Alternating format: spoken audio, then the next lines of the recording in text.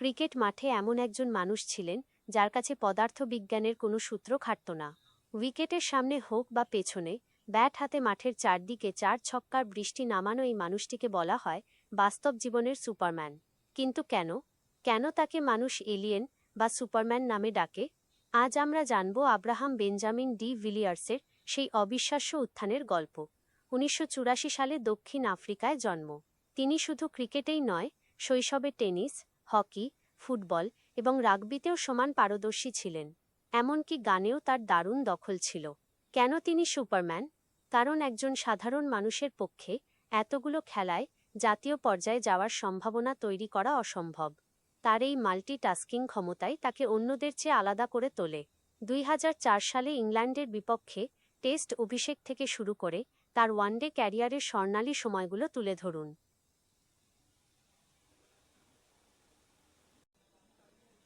উইকেটের পেছনে গ্লাভস হাতে বিশ্বস্ততা এবং ব্যাট হাতে বোলারদের শাসন। তার ব্যাটিংয়ের কোনো নির্দিষ্ট জোন ছিল না, তিনি মাঠের ৩৬০ ডিগ্রি কোণে শট খেলতে পারতেন। রেকর্ড: ১. ওয়ানডে ক্রিকেটের দ্রুততম সেঞ্চুরি, ৩১ বল। এটি ডি ভিলিয়ার্সের ক্যারিয়ারের সবচেয়ে অবিশ্বাস্য রেকর্ড।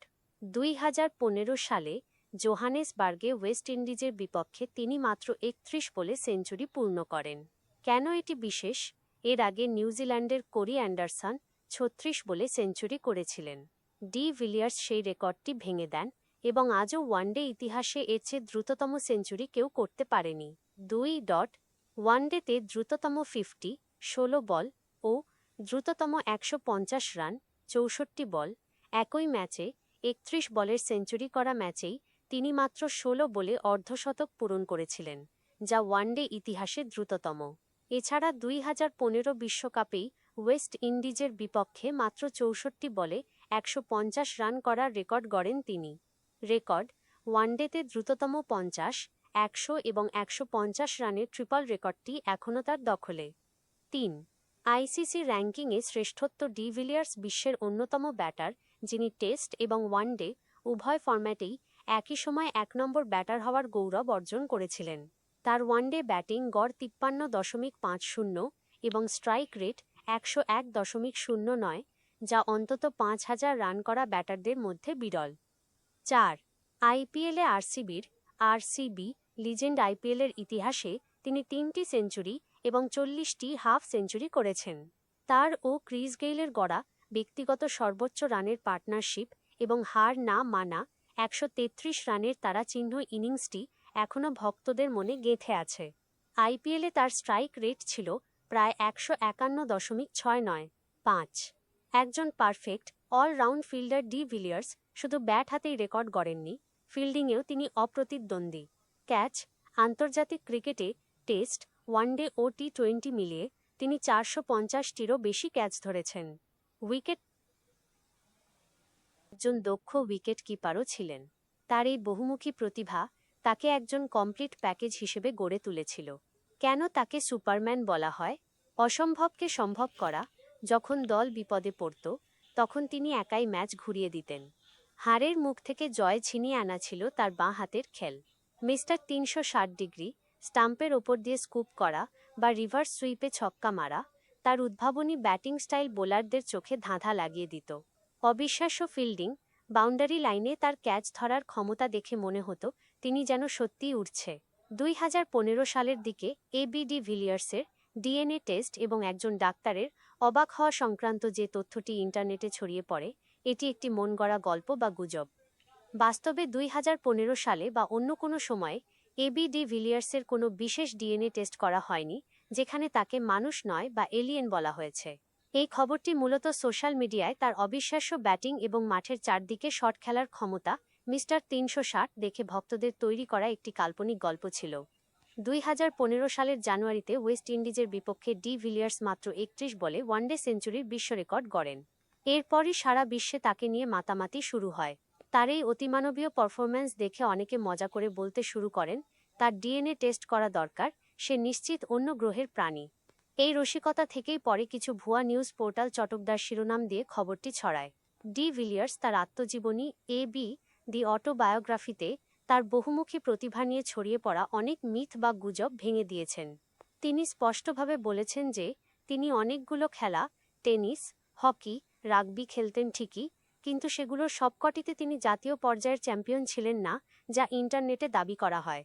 তিনি নিজেকে একজন সাধারণ মানুষ হিসেবেই দেখেন, যিনি কঠোর পরিশ্রমের মাধ্যমে নিজের দক্ষতা তৈরি করেছেন। আন্তর্জাতিক ক্রিকেট থেকে আকস্মিক অবসর 2018 সালের মে মাসে যখন তিনি ক্যারিয়ারের তুঙ্গে ছিলেন, তখন হঠাৎ করেই আন্তর্জাতিক ক্রিকেট থেকে অবসরের ঘোষণা দিয়ে বসেন। কেন অবসর নিয়েছিলেন? তিনি জানিয়েছিলেন, দীর্ঘ সময় ধরে 3 ফরম্যাটেই খেলার ফলে তিনি প্রচণ্ড ক্লান্ত, টায়ার্ড হয়ে পড়েছিলেন। তিনি চেয়েছিলেন পরিবারের সাথে বেশি সময় কাটাতে এবং তরুণ ক্রিকেটারদের জায়গা করে দিতে। ফিরে আসার গুঞ্জন 2019 বিশ্বকাপের আগে এবং 2021 টি-20 বিশ্বকাপের আগে তার ফেরার অনেক গুঞ্জন উঠেছিল। দক্ষিণ আফ্রিকা বোর্ড এবং এবির মধ্যে আলোচনাও হয়েছিল, কিন্তু শেষ পর্যন্ত তিনি তার সিদ্ধান্তে অটল থাকেন। 2. সব ধরনের ক্রিকেট থেকে বিদায়। 2021 আন্তর্জাতিক ক্রিকেট ছাড়লেও তিনি আইপিএলে আরসিবি হয়ে নিয়মিত খেলছিলেন। কিন্তু 2021 সালের নভেম্বরে তিনি ঘোষণা করেন যে তিনি আর কোনো ধরনের প্রতিযোগিতামূলক ক্রিকেট খেলবেন না। আবেগী মুহূর্ত, আরসিবি ভক্তদের জন্য এটি ছিল এক বিশাল ধাক্কা। বিরাট কোহলির সাথে তার বন্ধুত্ব এবং মাঠের রসায়ন এখনও আইপিএল ইতিহাসের সেরা হিসেবে গণ্য হয়। 2023 সালে তাকে আরসিবি হল অফ ফেমে অন্তর্ভুক্ত করা হয়। 3. বর্তমান জীবন ও কর্মব্যস্ততা 2024-2026। অবসরের পর এবি ডিভিলিয়ার্স বর্তমানে বেশ কিছু সৃজনশীল ও পেশাদার কাজে নিজেকে নিয়োজিত রেখেছেন। ইউটিউব ও কন্টেন্ট ক্রিয়েশন। তার নিজস্ব একটি ইউটিউব চ্যানেল আছে, এবি ডিভিলিয়ার্স 360, যেখানে তিনি ক্রিকেট বিশ্লেষণ করেন এবং বড় বড় তারকাদের সাক্ষাৎকার নেন। ধারাভাষ্য, কমেন্ট্রি। বর্তমানে তিনি বিশ্বের বিভিন্ন বড় টুর্নামেন্টে যেমন আইপিএল, SA-20 ধারাভাষ্যকার হিসেবে কাজ করছেন। তার বিশ্লেষণ ভক্তদের কাছে খুব জনপ্রিয়। পরিবার ও শখ। তিনি এখন দক্ষিণ আফ্রিকায় তার স্ত্রী, ড্যানিয়েল এবং সন্তানদের সাথে বেশিরভাগ সময় কাটান। অবসরে তিনি গল্ফ খেলতে এবং গান গাইতে খুব পছন্দ করেন। SA-20 লিগ, দক্ষিণ আফ্রিকার নিজস্ব টি-20 লিগ, SA-20 এর ব্র্যান্ড অ্যাম্বাসেডর হিসেবে তিনি কাজ করছেন, যাতে নিজের দেশের ক্রিকেটকে আবার উচ্চতায় নিয়ে যাওয়া যায়।